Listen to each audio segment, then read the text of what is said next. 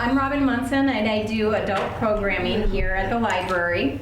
I've got a few things that are coming up that I want you to know about, because some of them are, well, a lot of them are very exciting. First of all, we have our summer reading program going on, and that's for all ages. So adults can sign up too. I draw for a prize every single week, so I'll start drawing on Friday. So if you read a book, you can put your name in to be in the drawing to win a prize. If you come to a program like you did today, put your name in and you can possibly win a prize. So you can win by doing books, audiobooks, even reading magazines, or going to programming. One of the things that we have that is coming up is, or that's happening right now, is a scavenger hunt. It's a community scavenger hunt. This is for all ages. So you can take your grandkids, you can take kids in the neighborhood, you can go by yourself. We've had lots of adults go on their own. But you go to the front desk and you get the clue, solve the clue, and then you go to the spot of what the clue is. Take a selfie by the spot, or if you need a leaf, if you don't have a phone to take a selfie, bring a leaf or what have you, and say, I was here, I was at this place, and then show it to a librarian, and you get a chance to win the scavenger hunt final prize. And a piece of candy, because you did well. And so every week for 8 weeks, starting this week, every week we'll have a different clue and a different place for you to go. So you'll be going to different places around town, and you can bring the kids to these different places around town. We also have a banned book club. So if you've heard in the news a lot, there's a lot of books that are either wanting to be taken off of shelves or be banned or be challenged because people don't think that they're appropriate. So what we're going to do is we're going to read some of those books, and you can decide for yourself what you think. So we're going to start with the Absolutely True Diary of a Part-Time Indian by Sherman Alexie. So we're reading that one first, and that one we're discussing next week, June 14th at 6:30, and then from there we'll be doing it quarterly. So we'll be reading 4 books a year, and you guys can pick which book you want to look at next. So that's what we're going to do. So if you're interested, even if you haven't read this book, if you want to join for future ones, you can come and join the conversation. So that's June 14th at 6:30. We have movie night. We're going to watch Uncharted. So this is a action-adventure movie based on a video game, I believe, but it's going to be a lot of fun. They're searching for Magellan's Gold. And that is June 13th at 6:30, so that's Monday night. Come on in. Come on in. We've got a few chairs here.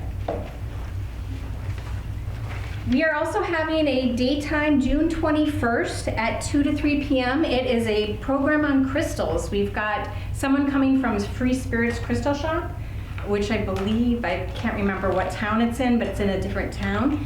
And the first 30 people will get their own bag of crystals, and she's going to talk about crystals and what they mean. So that's June 21st from 2 to 3 o'clock if you're interested in that. We also have a murder mystery coming up. It's called Waves of Danger. You're going to be on a cruise ship, and there's a murder. And you can either play a part in the murder if you choose, or you can sit back and try to figure it out. So we're going to have some virgin margaritas and some other hors d'oeuvres and stuff for you to have. But all we need is your name and phone number. You can put that at the front desk, and we'll reserve a spot for you because spots are limited on that one. What was the date on that one? June 24th. It's a Friday night at 6 o'clock p.m. So our book club, we're discussing, anyone can join the book club. It's not like it's an exclusive club. Anyone can join. But our book discussion is Dream Girl by Laura Lippman. We're discussing that book June 27th at 6:30 p.m. It's kind of a mystery thriller. You're not really sure what's going on, kind of thing, kind of like Stephen King's Misery. So, but not as gory as Stephen King can get. So not as descriptive. But anyways, if you're interested in that, we're discussing that June 27th at 6:30 p.m. Okay, so now, ladies, we have, I'm going to say ladies because it is ladies here. We have Kathy Wilson here, historian. She's doing her program. Straight-laced girls, uptight ladies, and loose women. So let's First of all, let me say thank you so much for coming out and supporting your library tonight. This is awesome. This is one of the biggest crowds I've had post-pandemic. It's been slow getting back to business as usual, not just for libraries, but for all of us. And so thank you for coming out this evening. Hopefully you will be both engaged and entertained and leave here knowing something. Little housekeeping on my part before we get started. Some of you are old enough to remember the Chatty Cathy dolls. Well, I went through school being called Chatty Cathy for a reason. My mother would not let me have one because she said having one was enough. She didn't need a second one. And the reason that's important for you to know is that I'm quite happy to stand here and talk history stuff until Robin throws me out. Now, if you're at all like me and you need to ask a question, there is nothing worse than waiting for the speaker to shut up so you can ask the question. And if you don't, you have about a 30-second window of opportunity before the question leaves the building. So do not hesitate to interrupt me if you have questions, comments, need clarification about anything. I welcome those interruptions. It helps me take a breath and slow down. And if you need to leave early, use the facilities, please feel free to do so. I am used to college students getting up and walking out in the middle of my lecture all the time. So, not a problem. Now, this particular program has had some kind of mixed reactions when they read the title. Straight-laced girls, uptight ladies, and loose women. I actually had a gentleman who was a director at a facility thought that I should maybe change the title before I brought it to his place because he thought people might be offended. And I said, well, he doesn't know women and he doesn't understand corsets, evidently. This program is one of my favorites. My mother will tell you that this is one of my pot roast programs.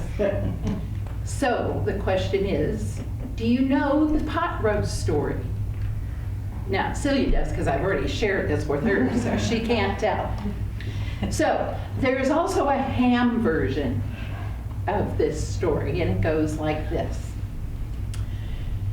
Young woman, newly married, fixes a pot roast for her husband for Sunday dinner, and he watches her put everything together. And before she puts the meat into the pan, he notices she cuts all the fat off, puts it in a baggie, and tosses it in the freezer. Why in the world are you saving the fat off of the meat?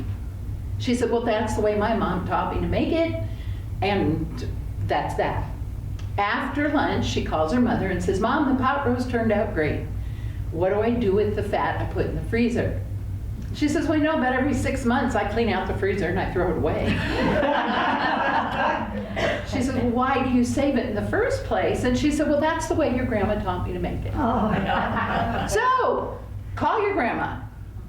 So the young lady calls her grandmother. Grandma, the pot roast turned out great. I did it exactly the way you taught Mom. And she taught me, and I cut all the fat off the meat, and I threw it in the freezer, and before she can even finish her sentence, Grandma's laughing. And when she composes herself, she says, I can't believe you're still doing that. And the granddaughter says, well, what do you mean? Grandma says, when I was a young bride, we saved all of the meat off, or all of the fat off of the meat, because every summer we made so the practice remains, but the purpose or the reason for the practice is no longer applicable. This is the point of this program. This program hopefully will help you understand why you think and do many of the things that you do. Because a lot of what we just do on autopilot every day is actually rooted in habits and behaviors that were started by your Victorian ancestors in the first part of the 19th century. Who'd have thought? Everything from what kind of gifts you give your children to how you network and conduct business is rooted in the Victorians. So, here we go. Because I have a background in education, I always give pop quizzes. And so to start this program off, we're going to give you a quiz. So the question here is, which of these statements best describe society's view of women across history? Not now, but across history. Women are naturally good and morally superior to men. Number 2, women were naturally good but morally inferior. Or number 3, women were naturally wicked and morally inferior. So all in favor of answer number 1? A couple. Okay. It's true. Well, it is true. What about number 2? I think the definitive word is were. Were. Okay. Yeah. All right. So number 2 gets a little bit more. And number 3, naturally wicked and morally inferior. Okay, so it's kind of divided across the board. That's really interesting. Usually I have one answer that gets more of the question or more of the responses, but the answer here is number 3.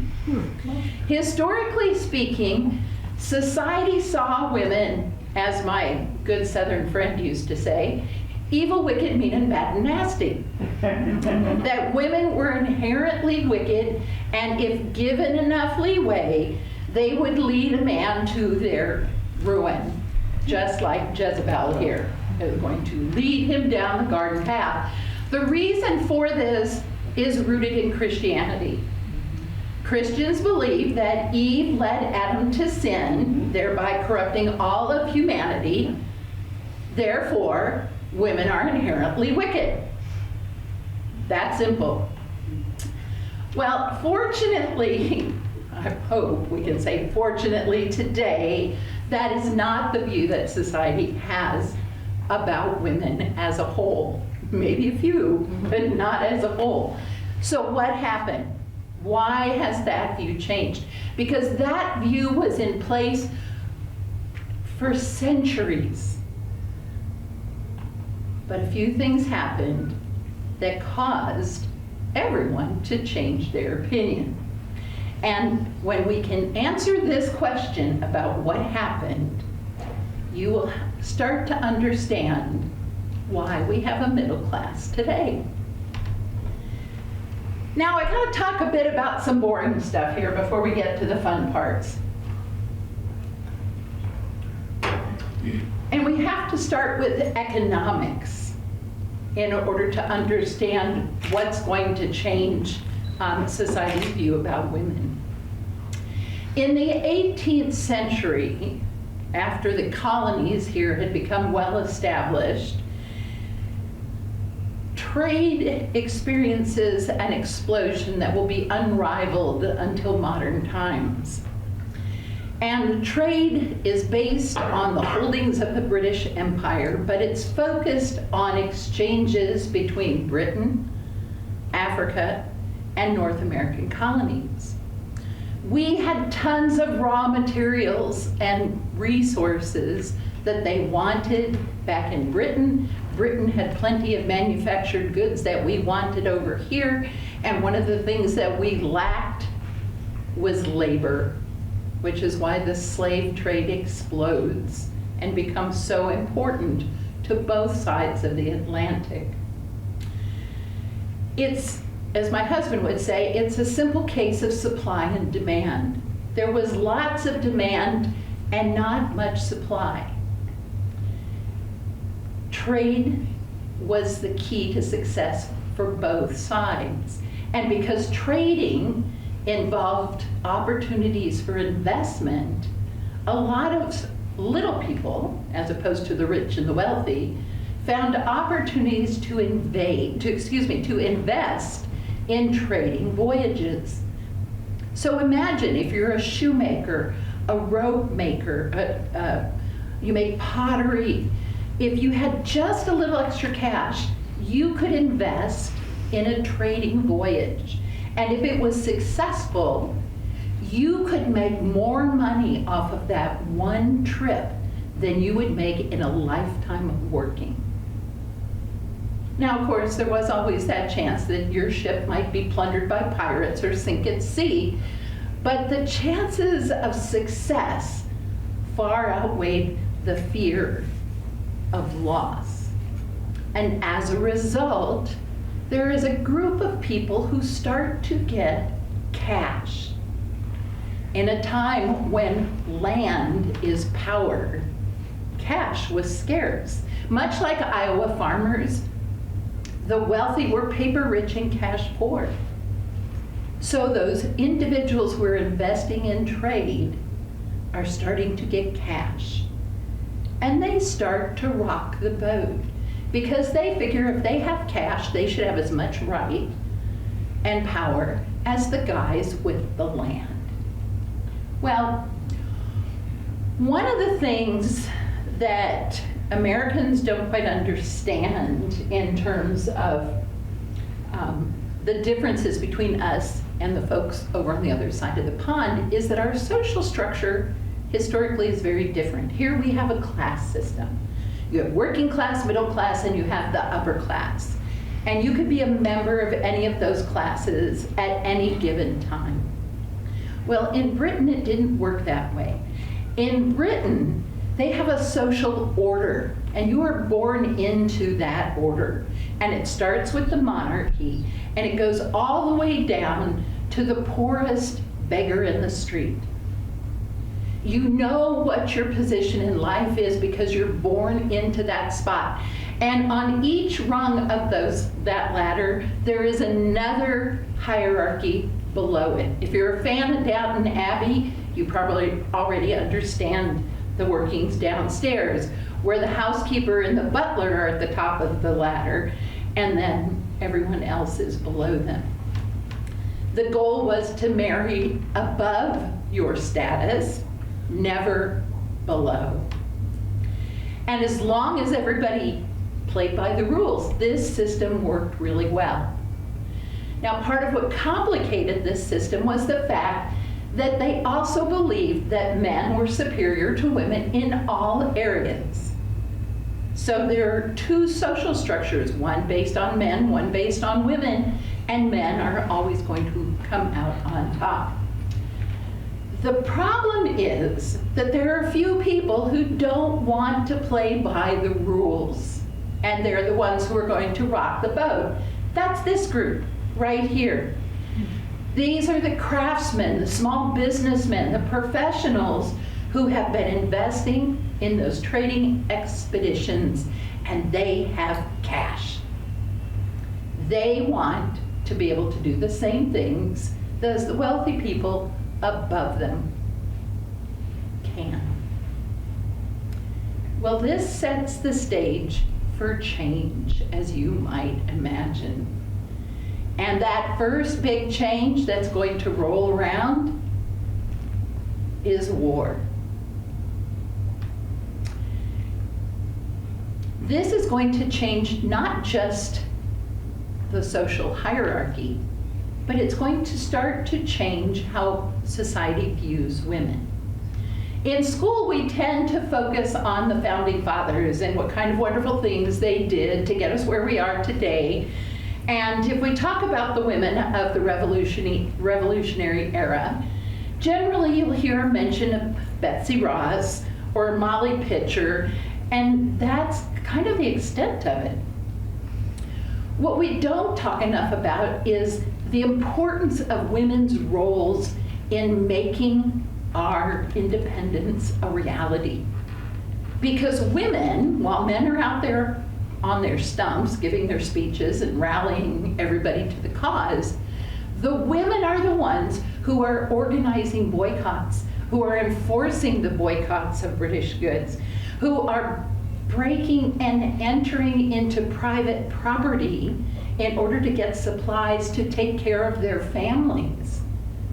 And many women choose to go off to war with their husbands or their fathers and brothers, and they aren't just cooking for the soldiers or caring for those who are sick or wounded, but they are actually picking up guns and filling the breach in the line to keep it from breaking, or manning cannons when troops fall. Others work behind the scenes as spies, and they do it very successfully. Without the efforts of all of these women, we might not have won the war. When the war is over and we have a new country and the men are trying to figure out how they're going to make things work, Abigail Adams wrote a letter to her husband and said, "Remember the ladies, for all men would be tyrants." And the men stepped back and went, you know, maybe she's got a point there. How are we going to run this country if we don't have good, strong, respectable, virtuous young men and women, because they're going to have to get married at some point, if we don't raise them to be so? And who's doing the raising of those children? The ladies, right? Mm-hmm. So after the American Revolution, historians have noticed the development of a phenomenon that we call Republican motherhood. Now notice this is Republican with a little R. This is not a political Republican. This is mothers of the new republic. Suddenly women find themselves being elevated. They're not completely wicked and immoral. Now they're seen as being virtuous and respectable and capable of raising a new crop of citizens for our new country. The change has begun. At the same time, there is a big shift in our economy. You know, anytime we have war, it takes a little while during peacetime to get back on track and to have a strong economy once again that isn't based on wartime. And you remember that whole era of expanded trade before the war? Well, that supply and demand is still a challenge. There is still a huge demand. There's still not enough supply.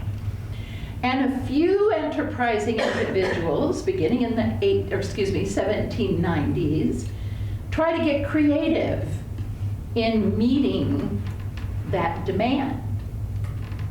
Now, prior to this time, everybody made finished goods in their homes or their shops. Let's say that Spencer was famous for its shoes. We'll use this as an example. All of the families represented here are cobblers. And in your household, Dad and the boys do the hard part. Mom and the girls help do things like stitch the leather together or put the shoelaces on or the buckles or what have you. And at the end of the day, you have a finished pair of shoes, but just one. Well, a few enterprising cobblers say, you know, if we would kind of work together in groups, we could do this a little bit better. So over at our house, we're going to cut out the leather, and then I'll send the kids next door, and next door they'll start to put those pieces together, and we'll do like an assembly line. Henry Ford had nothing on your Revolutionary Era ancestors. Ultimately, bringing in other skilled craftsmen or apprentices helped, but it didn't solve the problem. And so they had to get more creative. It's going to require that men leave home to go to work. And this is the first industrial revolution. There are actually 3. So what does that mean? When men are going to leave home and go to work, and they're going to change the way they're producing finished goods. Well, like I said, it starts out pretty simply. You do your thing, you make your finished product, it goes off to market. When that doesn't work, you bring in other skilled labor, other shoemakers in this case, to help. You increase the number of apprentices that you have. But when that doesn't work, then it becomes a case of, I can hire a bunch of unskilled workers and I can teach them to do one part of the process. These people build cabins around your shop. And suddenly we have the first working class neighborhoods appearing in Spencer. Well, the problem with this is that the cobblers who organized these little clusters of shoe manufacturing, they're getting kind of wealthy.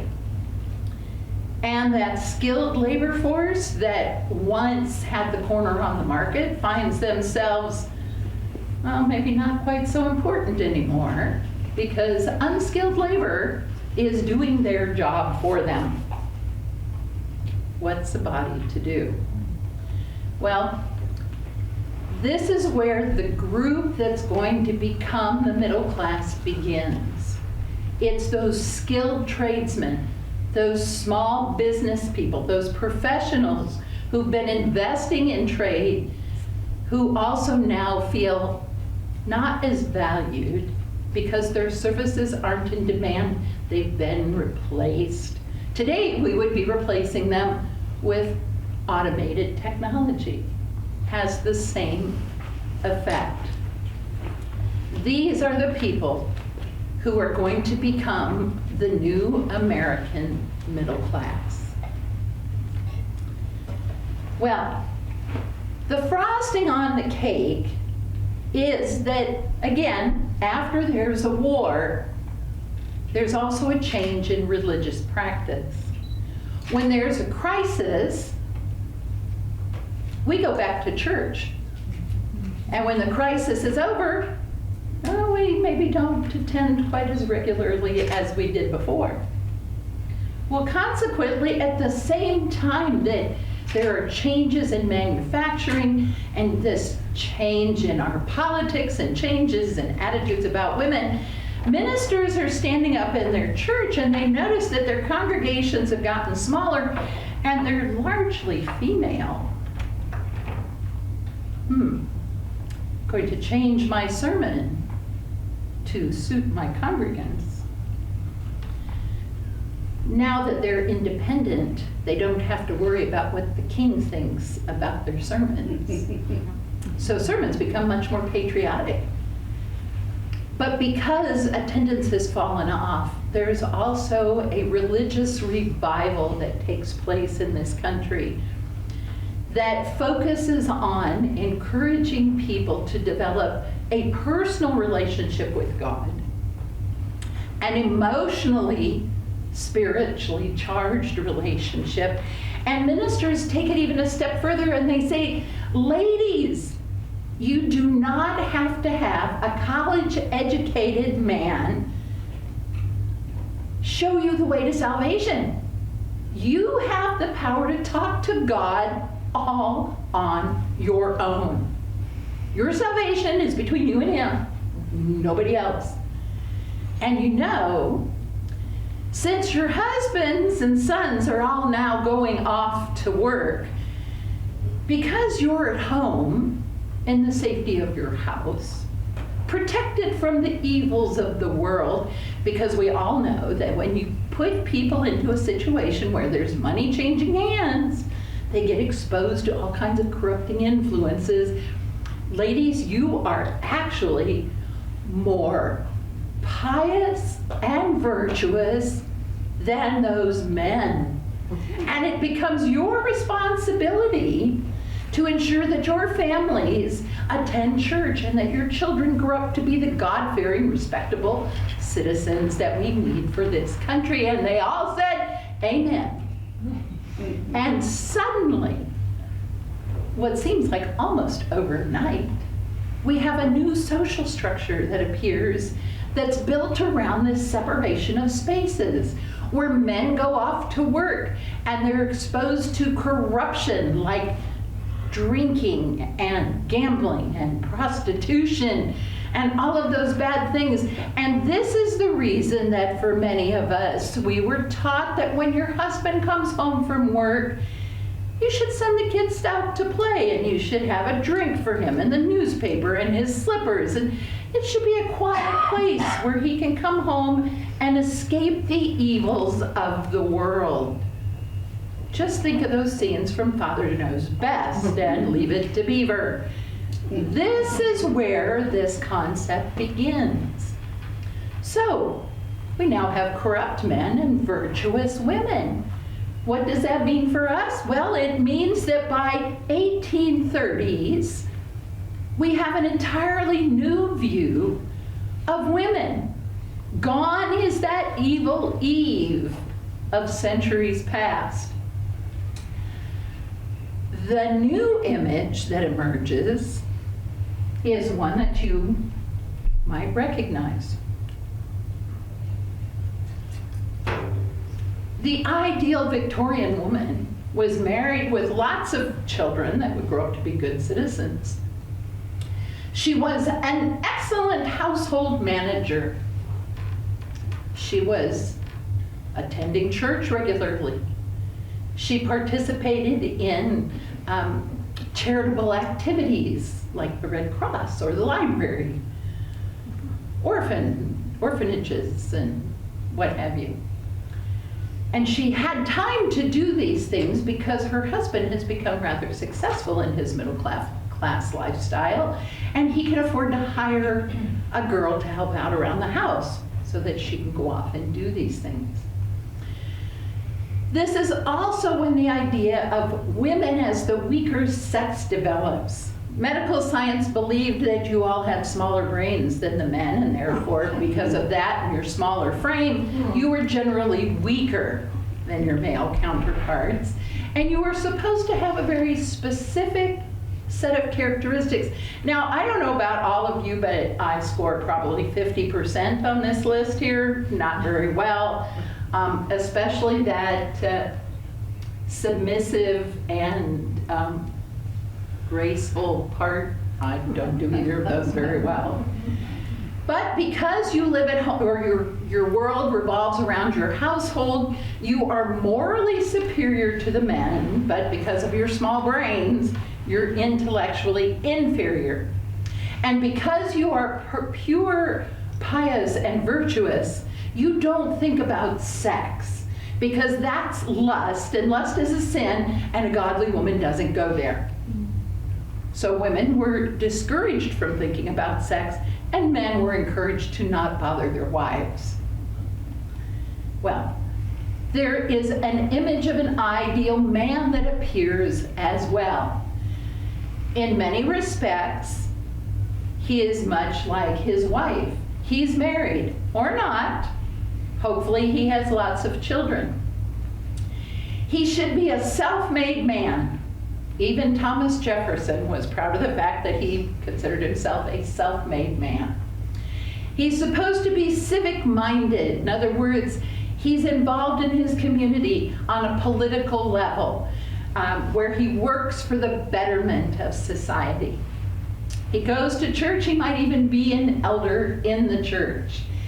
He owns some property, either a house or a farm or a plantation, and he's large and in charge of his household, his employees, his slaves, whomever. He is at the top of the ladder. And for everything that a woman was, the man was supposed to be the exact opposite. So if women are weak, men are supposed to be strong. Women are passive, men are supposed to be assertive. If she is submissive, he is to be dominant. So it was all about opposites here. Morally inferior because, again, they're out in the world, they're exposed to the corrupting influences of money. Intellectually superior because of their bigger brains, and because they're morally corrupt, they always think about sex. Well, I always tell our students, when you look back at history, or whether you look at society today, makes no difference. It's all about power and control. Who has it, who wants it, and what are they willing to do to either get it or keep it? Because that will determine what happens next. In this particular case, we have a group of men who feel very threatened because unskilled labor has devalued their skills. They feel that they have been cast aside in favor of cheap, unskilled labor. They have no control over the means of production. For the first time ever, they're answering to other people about when they work, how they work, and where they do their jobs. There is increasing competition. Why should I hire you as a cobbler when I can go over here and hire this guy just to cut out this piece of fabric or this piece of leather? This is when people start working by the clock as opposed to by the sun or by the season. And they're working year-round instead of seasonally. These are all different things from what they've had before. It did not help this group when the new country decided to extend suffrage to all white men over the age of 21. Now suddenly even the rabble could vote. This made a lot of people very upset. Women are struggling with these changes too, because before men left and went off to work, they worked alongside their husbands. And suddenly they're not doing that. But even more importantly for many of them is the fact that, there we go, is that if you were married, you had virtually no rights under the law. And that was because of English tradition. They practiced something called coverture, which was a very fancy way of saying a covered woman. When you married, you lost your identity. You became an extension of your husband. This is why when you try to look up your female ancestors in the newspaper, they're listed as Mrs. John Smith instead of Mrs. Mary Smith. Because when you married, you ceased to exist, and it was based on the concept from Scripture that when two marry, they become one. So ladies, you could not own property. You could not buy, sell, trade, gift it without your husband's permission. You don't own personal property except by his leave. If you earn money for work that you do, the wages belong to your husband. You're not allowed to go into professions. If your husband's a jerk and you want a divorce, you might get the divorce, but he gets to keep the kids because he owns them. And when your husband dies, if you have minor children, you still don't get custody of your children. A guardian is appointed for them because the belief was you would not be able to act in their best interest. Your Victorian ancestors really had their hands tied once they were married. So once men stopped working at home and they quit helping with production, they are cut off in many respects from the things that gave them their identity. So what is a man and a woman to do in this situation? Well, everyone is going to find a way to exercise power and control. For men, it's going to happen in the workplace. One of the first things that middle-class men start to do is become very well involved in politics, from the very lowest level in the community all the way up to presidents of the United States. And Iowa has a good crop of everything in between. In this way, They could control what happened in their towns. You don't like someone, you can figure out how to make them leave. You want to set the laws, establish curfews, determine who can and cannot do certain things, get involved in local politics. And they do it very, very well. To gain control in the workplace, they establish professional organizations. Today we tend to think of things like the American Medical Association as a governing body that ensures quality of care, or the Bar Association as ensuring that you have competent attorneys representing you. That is not why they were established. Professional organizations were set up to keep competition out of the workplace. Here's what I mean. Think of Abraham Lincoln. When he decided he wanted to become an attorney, he read a few books and he apprenticed himself for 2 years. When it was all said and done with, he went and hung his shingle up and presto, he's an attorney. It was no different to be a doctor. In fact, if you were a veterinarian, you could become a people doctor just by telling people you were. But it worked the same way. You read a few books. Some do go to medical college, but for the most part, they read a few books, they apprentice themselves to another local doctor, and after a year or two, they hang up a shingle with their little black bag, and presto, they're doctors. Professional organizations were established to limit who could enter those professions. What better way to gain control than to keep people out? They also exercise control over leisure time, not something that we really ever think about. Does Spencer have a country club? Yes. Okay.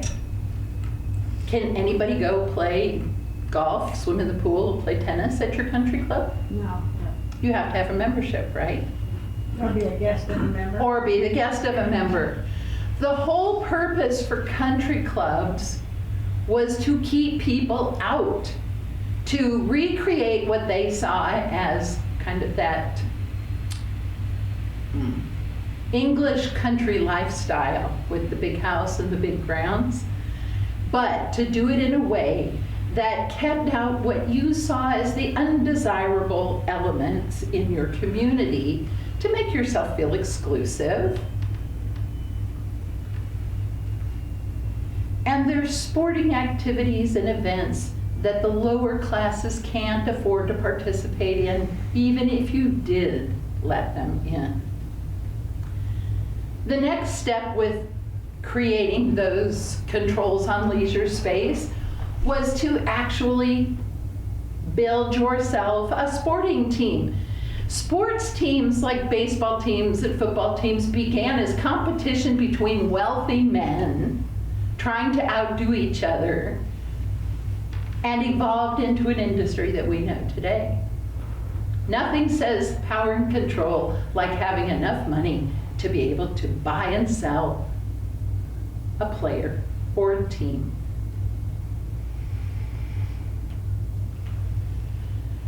Well, ladies get much more creative and much more subtle in the ways that they go about gaining power and control. They focus on two specific areas, and the first one is control of the body. Very nice looking, very well dressed young lady, don't you think? Control of the body involved a variety of aspects. It involved controlling the shape of your body. It involved controlling how you dressed when you appeared in public. And it also meant controlling access to those bodies.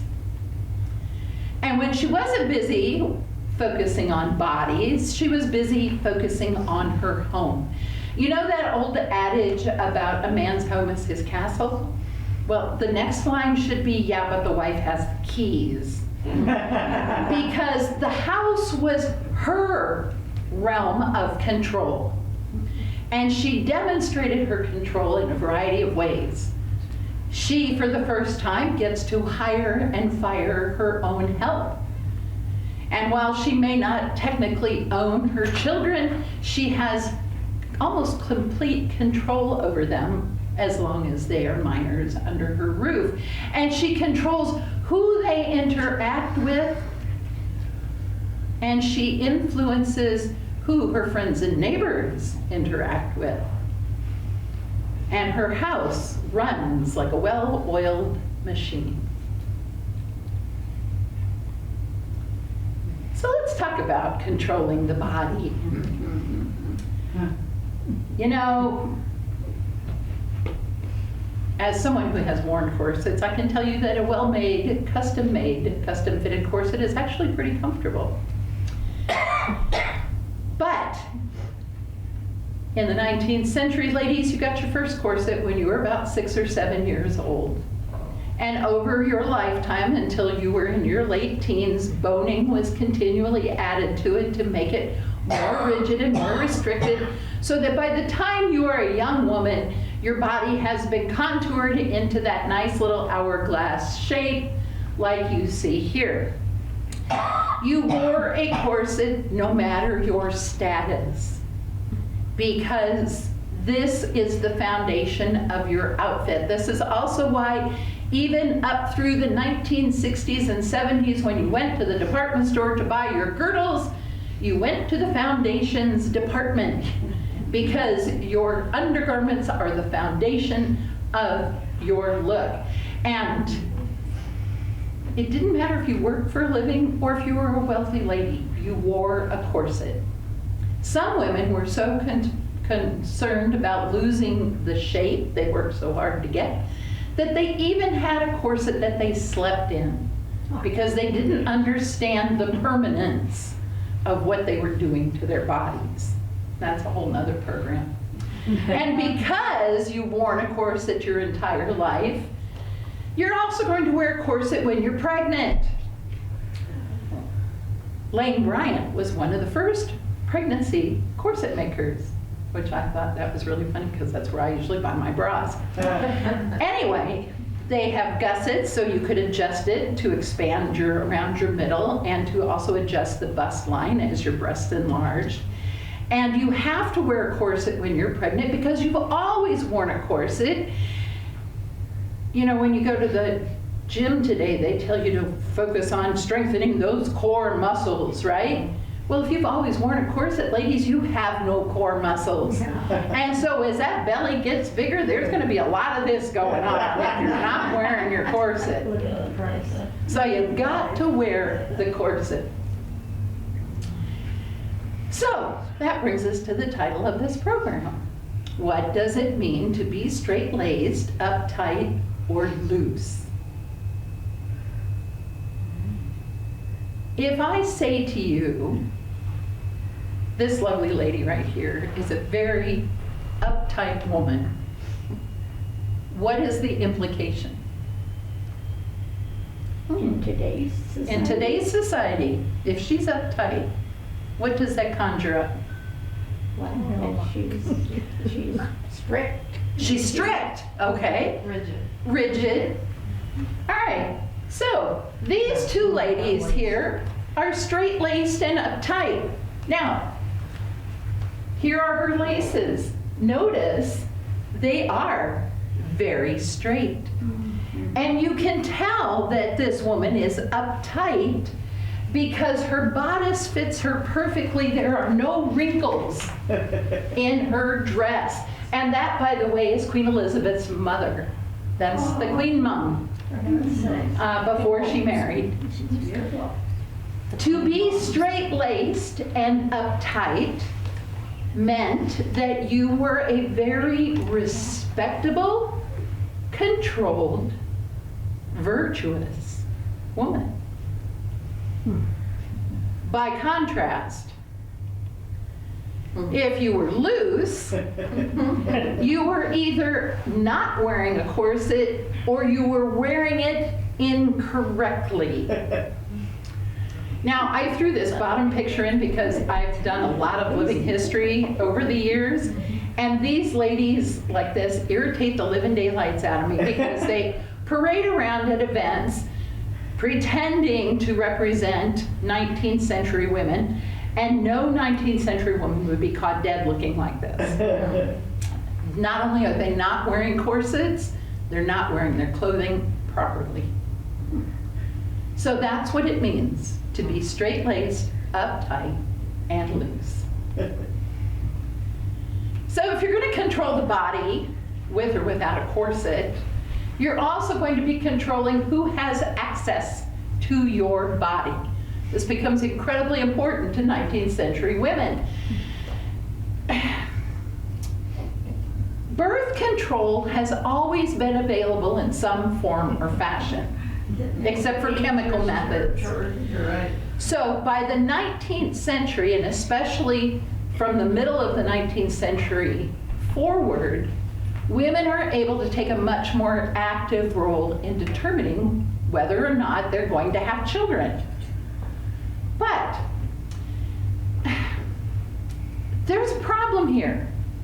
The Victorians have created this unrealistic view of women and this unrealistic expectation about women and sex and whether they like it or they don't like it and should they have it and when should they have it. And the problem we have is that this is the image that your Victorian ancestors are promoting, but this is probably more like the reality. And how do you reconcile those things? The 19th century saw all kinds of handbooks telling young women how to repress any sort of sexual thoughts. The Victorians are the origin of the cold shower. Seriously. One handbook directed that young women who find themselves thinking about sex should take a cold bath and vigorously wash their parts 50 times a day if they have to in order to stop thinking about sex. Well, what if you're happily married and you think your husband's a hottie? And so, you know, getting busy with him tonight sounds like a lot of fun. Imagine the guilt that comes with that because you've been taught good girls do not enjoy sex. This is also part of the reason why when women found themselves pregnant in the middle class, as soon as they start to show, they enter confinement so that they are not walking around out on the public streets going, look what I did.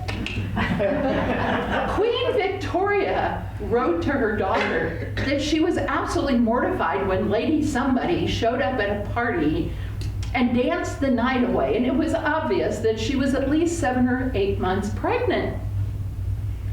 Even Victoria was convinced that she should have been home behind closed doors. And some of you might even remember that when your mothers got pregnant, if they were teachers, they had to quit. Oh, because nothing says, look what I did, like standing in front of a classroom with a baby belly. So you must quit.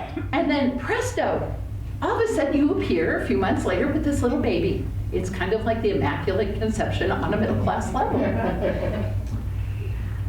But they're not just going to control bodies when it comes to sex. They're going to control bodies in any way, shape, or form that they can.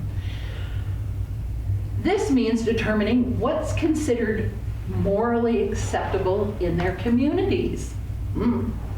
It also means that there are plenty of books to help you know how to behave. Whether it's, do you make eye contact with someone walking down the street? If a strange man tips his hat to you, do you acknowledge him? Which side of the carriage do you sit on? Or which side of the street does the man walk when he's escorting you somewhere? There are plenty of books for both boys and girls and men and women alike.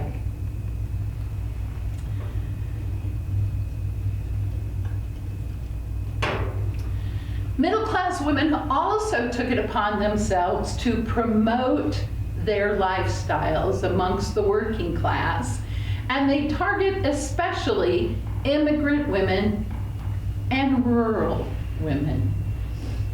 Any of you remember the county extension office? Back in the day when I was in school, the extension office was where you could go to learn how to can foods, how to take care of babies if you didn't know or needed to take a Red Cross class so that you could babysit. Middle-class ladies like to practice what I call intervention, where they went into households of, like I said, immigrant and rural women, and they're going to teach you the right way to do things.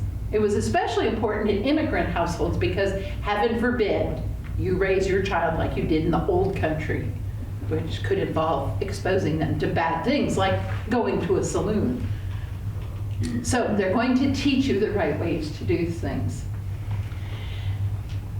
They argue that they have a right and a duty and a moral obligation to go into their communities and do these things because they have an impact on their families. And that's how they justify moving from the house into the world at large. These are things that affect my household. Things like prostitution, gambling, drinking. These things affect the family. Therefore, I have a responsibility to act to make sure that my family and yours is protected. They have problems with immigration because they don't like the fact that there are an increasing number of foreigners coming into the country bringing ideas that they don't particularly agree with. And this becomes a problem at the end of the 19th century because we had a huge increase in Eastern European immigrants who were largely unskilled and uneducated. Being proponents of education was a very important aspect of a Victorian woman's life.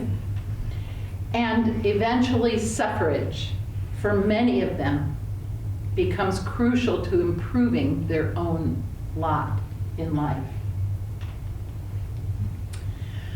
By and far, one of the most important things that a woman could do, not just to help monitor what's going in her community, but to also further the interests of her family, was to pay call. Now, this is not like going next door to your girlfriend's house and sitting and drinking coffee for 3 hours and talking about everything under the sun. This is more like networking at a business event. So one day a week, you were home to receive your own callers, and the rest of the time, you went out and paid calls. And it would go something like this. You would go to your first house and you would stop for about 15 or 20 minutes. You would politely sit and drink some tea or coffee and have a biscuit and have polite conversation. But while you're there, you are sizing up the room. You're looking to see, has she decorated her parlor very tastefully? Is she showing financial responsibility in making her husband look good in doing so? How do her children behave? Are they running around like little rugrats, or are they sitting there nicely with their hands folded, being seen and not heard? And what kind of gossip are you picking up? Oh, Mr. Smith is putting together a group of men to bring the railroad to Spencer. This could be good for me. So that evening, when your husband comes in from work and you're chatting about the events of your day, you fill him in on what you now know. We do not want our children playing with the Browns. Those children are hellions. Or, oh, Mrs. Johnson's daughter is being presented in society coming up here this spring. She could make a really good match for our Johnny. Right? Family has connections. This could be a good thing. And Mr. Smith is organizing a group of investors to bring the railroad to Spencer. I know that you've mentioned you'd like to get involved in something like that. This might be the opportunity you've looked for. Women facilitate all kinds of interesting developments, and if you want to see it in action, there is an excellent book called Parlor Politics by a woman named Catherine Algor that looks at how women ran Washington City in the first part of the 19th century. They are the ones who made politics happen from the end of the American Revolution until the 1830s. And it was only because they overstepped their bounds and Andrew Jackson shut them down that we lost power in Washington. It's a great, great book. So calling was incredibly important. You must control your children as well as controlling your home. You want to make sure that they're being raised to be responsible, virtuous young people. You get to hire and fire, and I don't know if any of you have ever had the pleasure of working for another woman. I can tell you that that's not all it's cracked up to be. I learned very early on that when people don't have power and then they get power, they become tyrants. And some of the meanest bosses I ever had were women. That makes me very sad. And I encourage everybody, when I get a chance to, if they are in a position of authority, don't step on the women below you. Give them a hand up.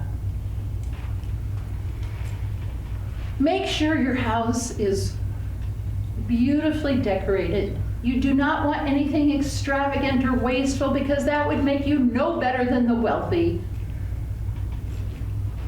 Show taste, show refinement, show restraint. This is actually, the bottom picture here is a parlor from an Iowa home.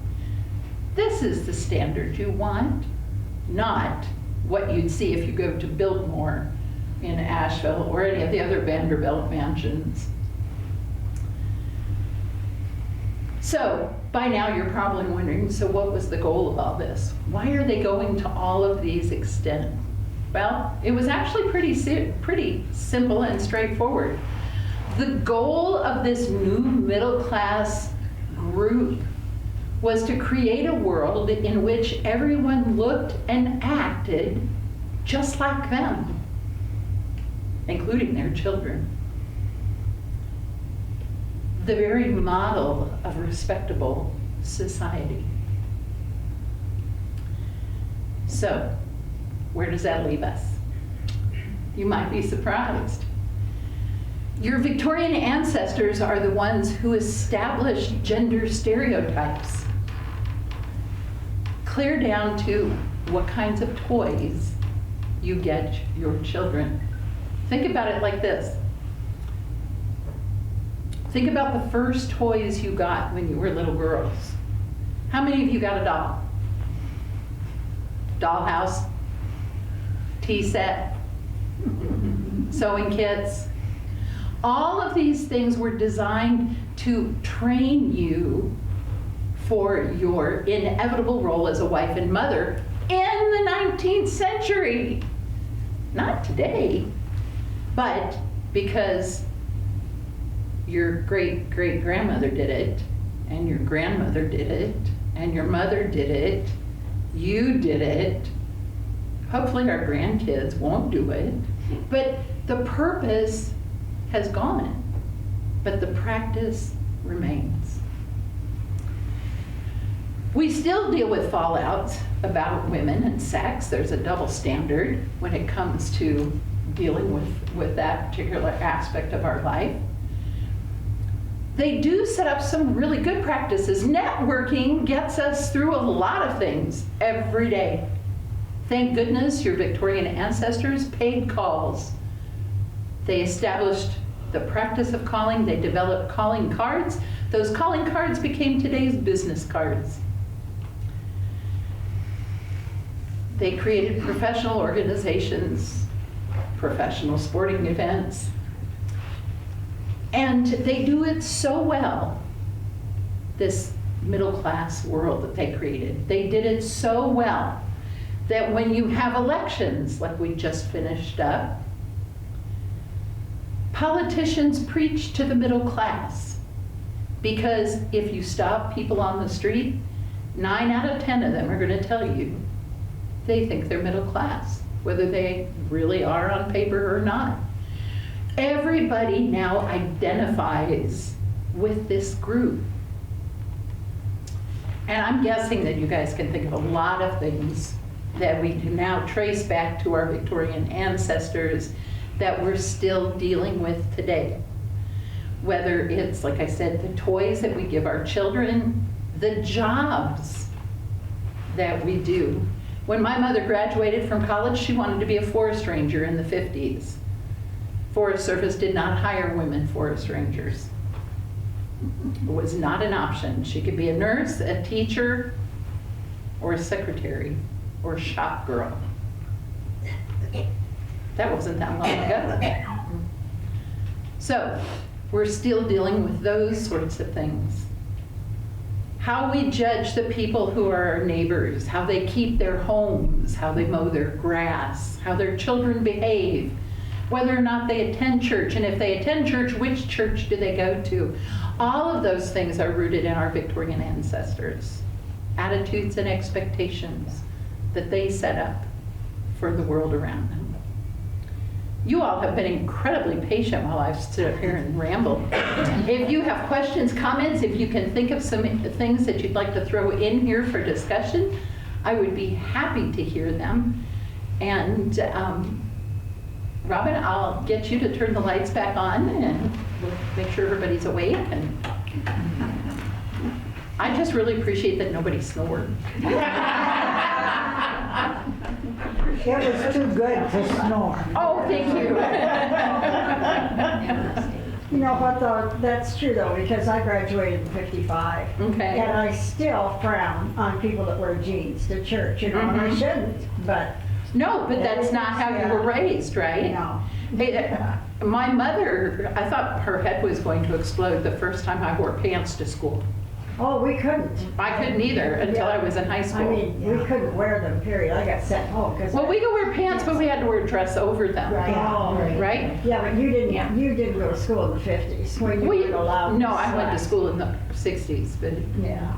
in the 50s I was too little to go to school. But I mean, think about the ridiculousness of having to wear a dress over pants. In an Iowa winter.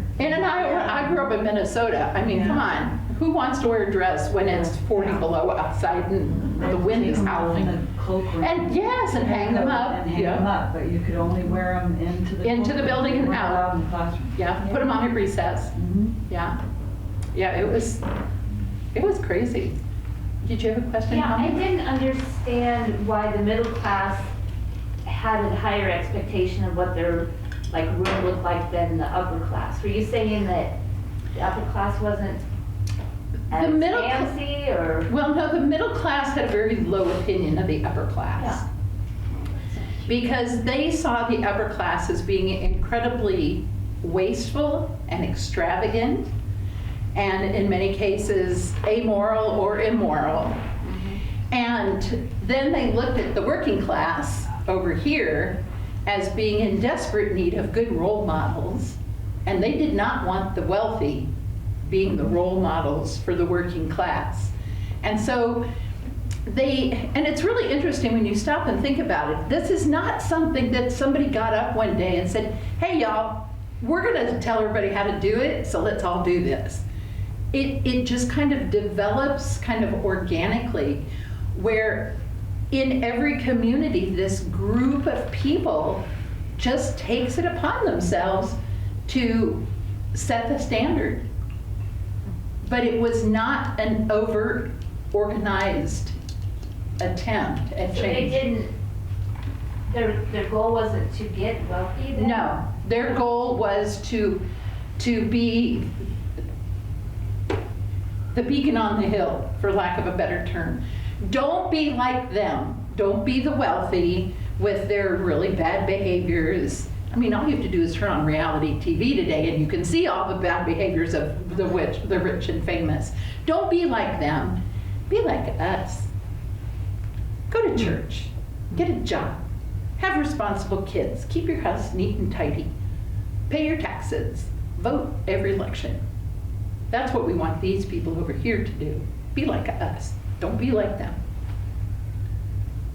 So, yeah, it's how they chose to position themselves in a way that gave them a sense of being in control, not just of themselves, but of the world around them.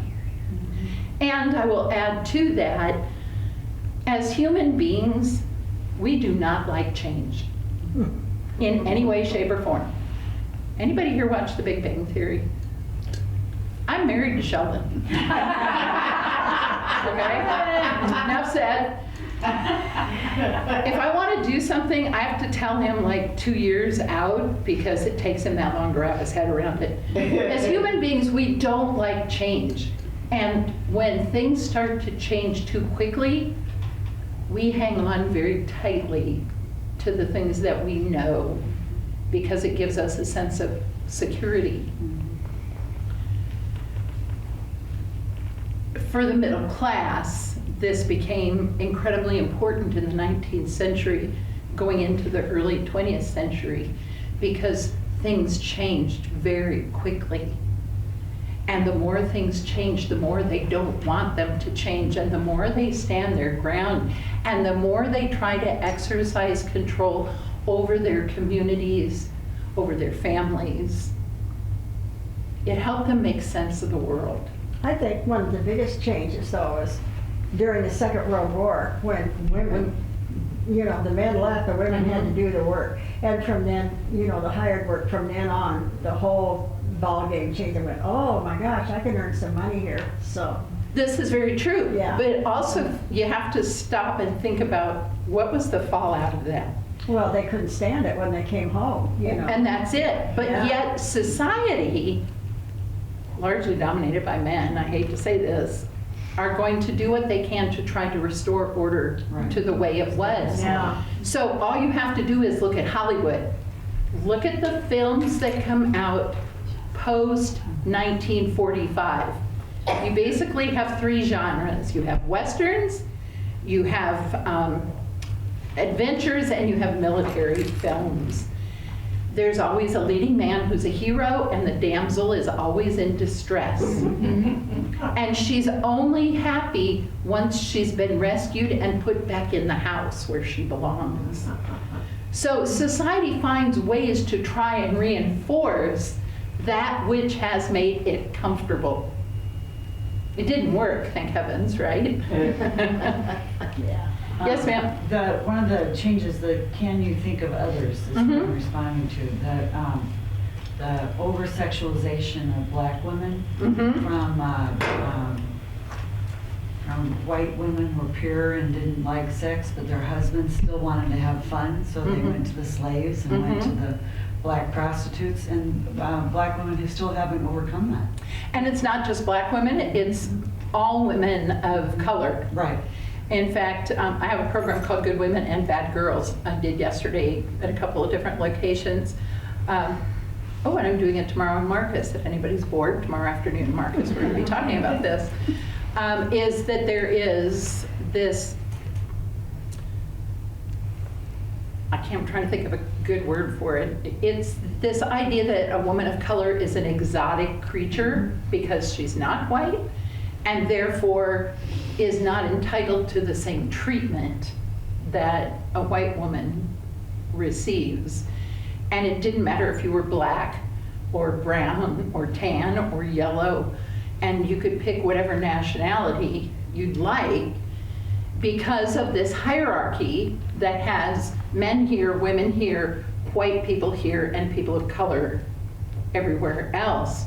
There has always been this double standard. One of the things that I talk about in the program I do on Margaret Mitchell is the fact that the North was anti-slavery, but the North was racist. Very much so. I mean, this whole country was racist. And to try to pretend otherwise is just fooling ourselves. And there are so many things that we still have a long way to go to unprogram ourselves from the fallout of the 19th century, for lack of a better description. It's a constant thing. We see it in things like in the workplace with continued pay inequity and inequality. This is the 21st century. We should not have to justify the fact that if I am every bit as capable as the man standing next to me, you should pay me the same amount of money. You can blame this on the Victorians. The Victorians are the ones who said, you don't have to pay a school teacher as much as a man, if she's a woman, because he's going to have a family. She's going to be taken care of. We were buying a house in 1965, and I'll never forget the couple that was in the office next to us. And I know a lot of you know who these are, so I definitely won't mention a name. But he didn't make $10,000 a year, whatever it was. But she had a good job. She was a teacher. Yes, but you could get pregnant. Right. I'll never forget that. And I thought, what difference does that make? You know? Yeah. Well, back then, though, That was in the they 60s. probably had to quit teaching Not in the 60s. at, Yeah. when they were 6 months pregnant, when they were Yeah. showing. Yeah, my mom had to in '66 when she was pregnant with my little sister. Really? She had to quit school. She had to quit teaching, I mean. Oh, for heaven's sakes. Yeah. I wouldn't have. It also depends on what state you're in Yeah, I as to think so. where this happens. Silly. But on And the other discriminate, token- oh, I'm sorry, go ahead. But on the other token, I worked in the hospital, Yeah, and I quit working the day before my son was born. yeah. Wow. And, you know, he was 3.5 weeks early, but, you know, it was acceptable in that profession. Hmm. But, Because you weren't influencing any little kids. That's Maybe right. that's- Yeah, There's a lot to be Isn't said it for that. interesting that it does take, you have to have the sperm and the egg, but the men get to teach even though their wife is pregnant? Yeah. Or they have 4 children? But the men get to teach as if they're just somehow It's the double standard Right. because of Victorian expectations. He's not showing. Exactly. And this still exists today. To give you an example, a recent example, I have to remember right here, in somewhere between 2015 and 2017, there was a class action suit brought by a group of female executives of a Fortune 500 company. The suit alleged that the company was forcing them to resign because they were pregnant. And the explanation that the company had given them when they were approached about resigning was that their pregnancy was not in keeping with the image they wished to portray. Right. 2017, people. What's wrong with this picture? Thanks, Victorians. Yeah. This is so true.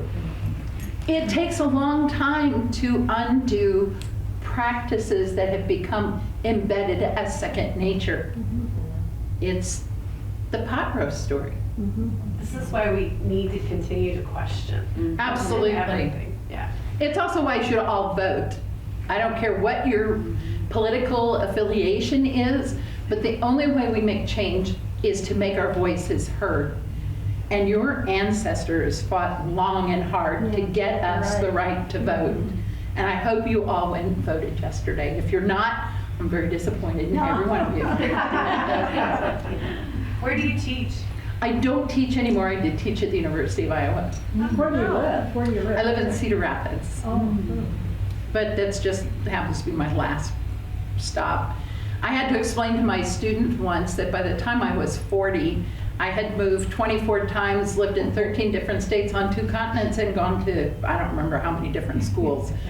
And no, my dad was not in the military. Yeah. Well, thanks for all your Yeah, it hard was interesting. stuff. Well, thank it was you. interesting. Thank you very much. Interesting. If you have ideas for a program that you might like to see, let me know, because I think I'm suffering from post-pandemic brain. And I keep having people going, so what do you got coming next? And I'm just kind of going, Oh, my brain is just kind of going on autopilot. It's like I've forgotten how to think. Are you on social media? Can we follow you in any way? No, I did try doing Facebook, but it takes too much time. Yeah. I do have a website, and I You have do a have card? You have I a do website? have cards in my pocket. Good. If you enjoyed this program this evening, you should talk to Robin. She has all my contact information. I have about 36 different topics that I do. This is actually the first of a 3-part series that I put together on the middle class. The second part picks up where this one leaves off. This is the good women and bad girls. And it looks at how these attitudes and expectations about women affected what women knew about their bodies, their health, sex, and all of that good fun. And then the third one is called Mothers of the Milky Way. And as you might guess, if you're going to talk about sex in the second program, in the third program I talk about pregnancy and childbirth and early childhood, and that's pretty Bring them back. fascinating too. I have programs on authors. I have programs on pop culture. One of my favorite programs is called Fashions to Die For. It's about things that women have done in the name of fashion that can kill you, maim you, or at least make you sick. The interesting side note that goes with that is I also have a program about the ridiculous parts of fashion, but believe it or not, it's mostly about guys. Because what I learned is that men will do all kinds of ridiculous things. I mean, seriously, hot pants, tights, and high-heeled shoes with pom-poms. But they don't do stupidly dangerous things. Women, on the other hand, are really good at stupid and dangerous. Isn't the corset, doesn't that? Yes, that definitely falls into that category. And you can blame corsets on Catherine de Medici. She introduced them to the French court in 1545, I think it was. She showed up with one that was shaped like an ice cream cone, round and pointy, and cast iron. I know, right? And I have corsets you can try on. Yes, And ma'am. I heard one time, and I don't know where, I think I was taking a tour of an old Victorian house, that women actually had some of their ribs taken out. That's not true? That's an urban legend. Oh, okay. Good. And I can explain to you how you can get the look without taking your ribs out. So we would have to do that program. But the reason I can tell you this is an urban legend has everything to do with health and science. So remember, germ theory was not developed until the 1870s. And even once it was developed, the last thing you wanted was for someone to put a knife into your body, because there was a 99% chance you were going to die from infection. So for anybody to walk into a doctor's office before about 1940 or 50 and go, "Would you please take these ribs out because I'm just not thin enough?" You would have gotten thrown out on your keister. But there was a way to get the look without surgery. So yes, if anybody tries to tell you that, tell them no, it's an urban legend. Okay. There were no ribs removed. It's too late for us. Didn't you say they started when they were We're 6 or 7. Yeah, there's no hope. Well, I got real tickled because evidently a handful of Hollywood starlets a couple of years ago started promoting what they were calling the corset diet. And they had all decided that wearing a corset was amazing because they would lose like 4 inches. And it was like, really? Let me just leave you with this thought. What happens when you squeeze a sausage in the middle? It goes up, it goes down. It's gonna come back once you take the corset off. So, yeah. So anyway, I have props that goes with that program. I have a program on the Salem witch trials. We did Downton Abbey, I think, the Yeah, first time or the last time. Yeah, downstairs at Downton. I think we did Fashions to Die For. Did we do Fashions to Die For? Yeah. Well, we might have to do it again because they haven't seen it. So anyway, I have a wide variety, and if you just Google me, if you Google Kathy Wilson and programs, it will take you to my website, and you can look at some of the programs. When you taught, what did you teach? Well, my specialty is 18th and 19th century British American social and cultural history, which is a really fancy way of saying if it has anything to do with your personal world, I'm interested. So what kind of food you eat, what your house looks like, what kind of clothes you wear, how you're raising your kids. I really don't care about politics, and I'm interested in religion from the standpoint of how it fits into that story. But I'm all about the stories, right? I just think that if we taught history like this, everybody would love history. I went to college I went as an undergrad at 19, 18, whatever that is, and just did terribly, and for all different kinds of reasons. But I went back to school in my 50s. So did I. And I couldn't get enough history, and I hated history when I was younger. Yeah. And I kept saying if they taught, like I took took every Black Studies class that they had, if they had taught that type of thing about our history, I would have been interested. Absolutely. But when all you're doing is being told memorize these presidents, these events, and these dates, Right. who cares? Don't you want to know why you should care about it? Yeah. Well, you should care about it because it's what's got you programmed to do the things you do. So if we would teach that in school, well, we wouldn't make half the mistakes, first of all, that we make.